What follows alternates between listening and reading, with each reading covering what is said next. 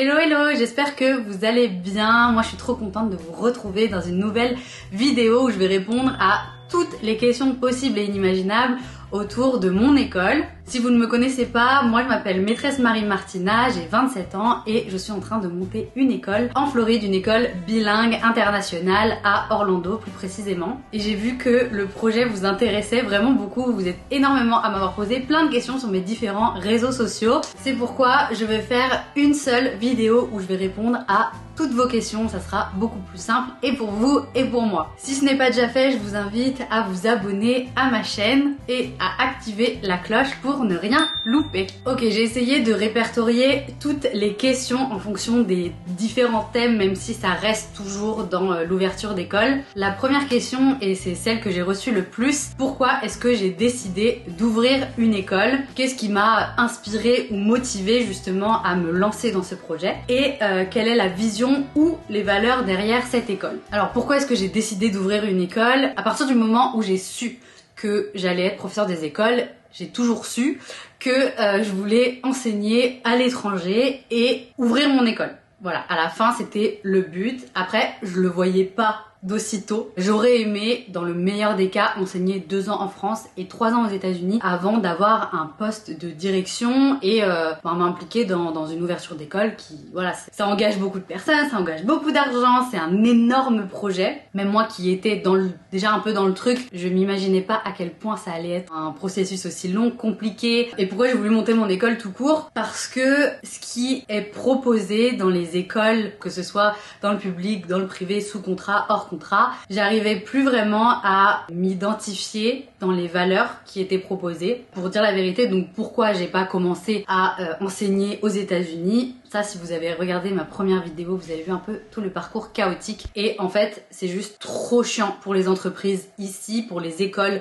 privées, de délivrer des visas pour les étrangers. Si j'avais pu, bien entendu, j'aurais commencé à travailler avant en tant que prof. Malheureusement, c'est pas possible pour toutes les raisons que je vous ai déjà expliquées. Donc, je me suis dit, eh ben ça y est, ça suffit, on va arrêter de s'apitoyer sur son sort et on va prendre le taureau par les cornes et pourquoi pas monter une école. En fait, de base, je vous ai sorti une vidéo sur mon Insta et mon TikTok en mode un peu blague. J'ai toujours pas d'école pour la rentrée et si j'ouvrais ma propre école, et en fait ça a percé. Ça a vraiment fait le tour et vous étiez trop investis, vous aviez trop envie que je monte ma propre école. Donc voilà, je me suis lancée. Et le fin fond du truc, pourquoi est-ce que je veux monter mon école? Ma priorité numéro 1, c'est de faire aimer l'école à tous les enfants. Que ce soit des enfants neuroatypiques ou neurotypiques, donc des enfants type normaux, même si bon, on déteste ce terme, que ce soit des enfants autistes, des enfants TDAH, comme moi, ou peu importe, dans tous les cas, tous les enfants, ma priorité c'est de faire aimer l'école. Et en étant enseignante, je me suis rendu compte que la condition enseignante était vraiment pas ouf. Voilà, c'est un secret pour personne. Les profs sont sous-payés, d'après moi, maltraités, que ce soit encore une fois sous contrat, hors contrat. Moi, comme je vous l'ai dit aussi, j'ai très mal vécu mes 2 années en tant que prof dans le hors contrat, même si j'avais des conditions avantageuses, même si j'avais peu d'élèves, même si j'étais un peu mieux payée que dans le public. Franchement, ça n'a pas été les 2 meilleures années de ma vie, pas les 2 pires non plus, mais voilà, c'était pas ouf et je me suis rendu compte qu'on était des milliards, si ce n'est presque tous, à subir de cette condition, même si on adore notre métier et on le fait avec passion. Donc j'aimerais pouvoir changer les choses, que les enseignants aient du matériel à leur disposition sans débourser tout leur salaire de leur poche pour acheter des jeux, pour acheter du matériel. Un simple tapis dans ma classe, j'ai dû l'acheter par moi-même. Voilà, franchement trop chiant. Ça, je veux pas du tout que ça arrive pour mes profs. Je veux que les profs aussi puissent se sentir bien dans leur basket et le moins de soucis possible à venir enseigner. Où sera située l'école? En France, aux États-Unis? Et pourquoi j'ai décidé l'un et pas l'autre? Ça, c'est les questions aussi qui reviennent le plus. Je veux absolument pouvoir ouvrir mon école à Orlando, en Floride, parce que je m'y retrouve plus en France. Je me retrouve plus forcément avec les valeurs françaises. Comme je l'ai déjà dit, attention, je ne crache pas du tout sur la France. On a plein d'avantages, surtout des avantages sociaux non négligeables. Franchement, on est bien lotis au niveau de la santé, de la médecine, etc. Mais je me vois plus vivre en France. Voilà, pour plein de raisons qui sont les miennes. Après, pourquoi Orlando, pourquoi la Floride? Ça fait 23 ans du coup que je viens 3 fois par an. J'ai vécu 2 ans à Miami, donc c'est pas Orlando mais c'est pas loin, c'est toujours en Floride. J'adore cet endroit, j'adore les gens, il y a du soleil toute l'année, rien que pour ça, ça devrait être une condition suffisante. Ici, il y a vraiment de la sécurité. Vous pouvez laisser tous vos objets, tous vos colis devant la porte, personne ne viendra vous les voler. Votre vélo, il y a personne qui attache son vélo ici, ils ferment pas leurs portes, ils ferment pas à clé leurs portes, parce que nous, malheureusement, on ne connaît pas, surtout à Paris. Je trouve que déjà, ce sont 2 conditions suffisantes pour vouloir habiter ici à l'année. Après voilà, je pense que c'est une question de goût, une question de choix. Je sais que ça va pas être donné, ça va même être hors de prix. C'est là que j'ai décidé de vivre et que j'ai toujours voulu vivre. Et est-ce que je compte ouvrir une école en France un jour? Je ne sais pas. On verra comment ça fonctionne, comment ça avance, etc., etc. Mais peut-être que j'ouvrirai des filiales ailleurs aux États-Unis, peut-être en France, je ne sais pas. L'avenir nous le dira. En tout cas, pour l'instant, c'est pas dans les projets. Ensuite, on m'a beaucoup demandé quelle sera la spécificité de mon école, en quoi mon école sera-t-elle différente des autres de la région, quelle méthode pédagogique vais-je privilégier. Alors donc déjà, ça sera une école bilingue franco-américaine, donc on va se baser sur les 2 curriculums. J'aimerais prendre ce qui, d'après moi, il y a de meilleur dans les 2, donc prendre le meilleur du programme français, le meilleur du programme américain et en faire un mix. Comme je vous l'ai déjà dit, le but ça serait de faire une semaine à 50% vraiment français-anglais. Par exemple, lundi, mardi, les petites sections seraient avec la maîtresse de français pendant que les moyennes sections seraient avec la maîtresse d'anglais. Le jeudi, vendredi, on switch. Et le mercredi, ça sera activités sportives et artistiques. Là encore, le but c'est de faire 50-50. J'aimerais trouver par exemple un prof de sport français et un prof de musique qui parle anglais, un américain. Et du coup, ça ferait encore 50-50 pour être vraiment dans l'équité totale de la semaine. Du coup, en quoi elle serait différente de celle de la région? C'est que tout simplement à Orlando, ça n'existe pas. Il n'y a pas d'école bilingue franco-américaine. Il y a des cours de français qui sont proposés dans plusieurs infrastructures, mais pas de 50-50. Les écoles les plus proches qui existent sur ce mode de fonctionnement, et encore, ce n'est pas exactement du 50-50. Il y en a à Miami, donc c'est à 3h30 même. Donc voilà, je pense que j'ai tout à fait ma place ici. Il y a beaucoup d'enfants expatriés, il y a aussi beaucoup de parents et quelque chose en plus, et là en l'occurrence le bilinguisme, et surtout que le français est quand même très bien vu à l'international, on va pas se mentir, c'est une langue d'excellence, une langue qui est voilà, qui est bien vue, donc les parents sont très friands de ça. Quel niveau aussi j'aimerais faire? Dans l'idéal, j'aimerais faire TPS-CP, à voir quelles licences sont facilement décrochables ou pas, ce que je vais pouvoir faire ou pas. En tout cas, c'est sûr que je vais commencer avec un daycare, donc en gros TPS, MS, ça c'est sûr. L'école ici est obligatoire à partir de la grande section, donc je ne sais pas si je vais pouvoir enseigner à partir de la grande section CP. J'aimerais commencer avec ça et puis si ça fonctionne bien, ouvrir jusqu'au CM2 les années à venir. Et du coup, quelle méthode pédagogique est-ce que j'aimerais privilégier? L'apprentissage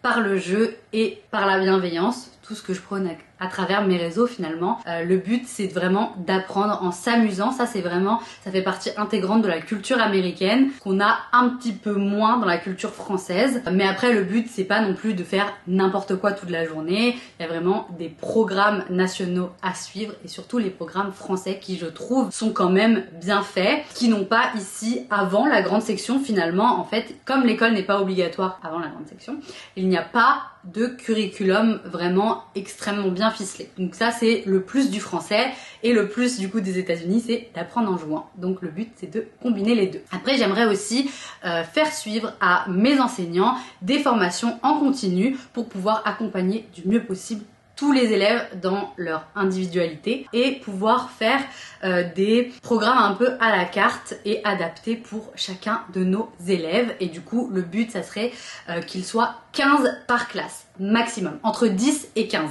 Je sais que la première année c'est un petit peu difficile de faire venir des élèves. Entre 10 et 15 ça fonctionne vraiment bien pour l'avoir expérimenté. En dessous de 10 je trouve pas ça bien parce que les enfants ça fait vraiment des relations frères-sœurs et ils se fightent toute la journée.